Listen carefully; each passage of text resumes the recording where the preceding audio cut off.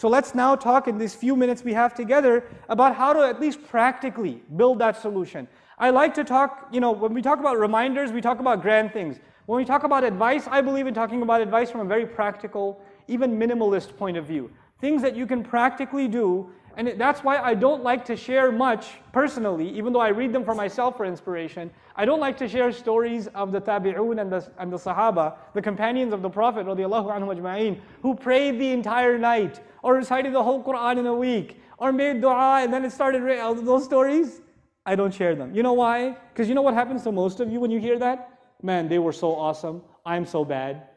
Assalamu alaikum. That's the end of the... Man, Sahaba were really cool. I'm so going to hell. That's it. That's it.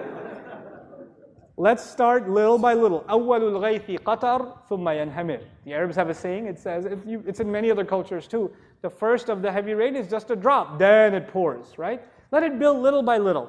The first thing you got to do is you have to discipline your life, people. I have to do it, you have to do it. You know what it means to discipline your life? Go to sleep early. Pray Isha and go to sleep.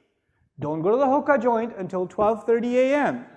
Don't go see a movie. Don't go hang out with your friends. Don't watch Islamic lectures until 2 in the morning. Do not. It is not beneficial for you.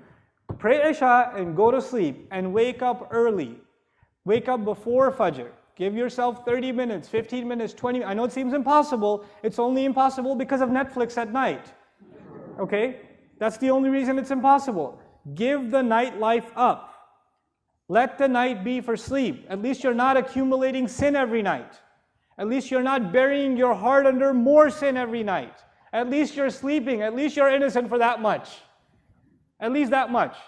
Then you wake up and you pray. At least start with a routine of praying Fajr on time. Start with Fajr on time. And the guys here, at least once a week, guys, make it to the masjid for Fajr. At least one. I don't ask you every day. Just one day a week. Give yourselves one day a week. And you don't catch the second rak'ah right before the salam. Right? And then after you finish making it up, you're like, oh, masjid today. It's right.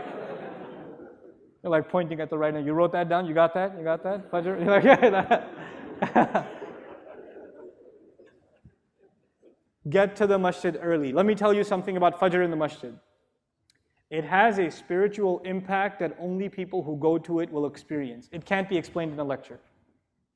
When you go to it, when you go to the prayer, and you sit there in the masjid quietly, and you wait for the prayer to start, and you sit there and you recite Quran, and you ask Allah to forgive you in those morning hours, and then you stand next to other believers and countless armies of angels, and you stand and you pray in front of Allah in that early morning, giving up your sleep, which only happened because you gave up your nightlife. When you do that even once a week, the joy you will get out of it, as you are walking out of the masjid, you will wish to yourself you did that every morning. I swear to it. I guarantee it. You're going to walk out of that masjid saying, man, I wish I could do this every morning. You really will. But start with once a week. Start with once a week.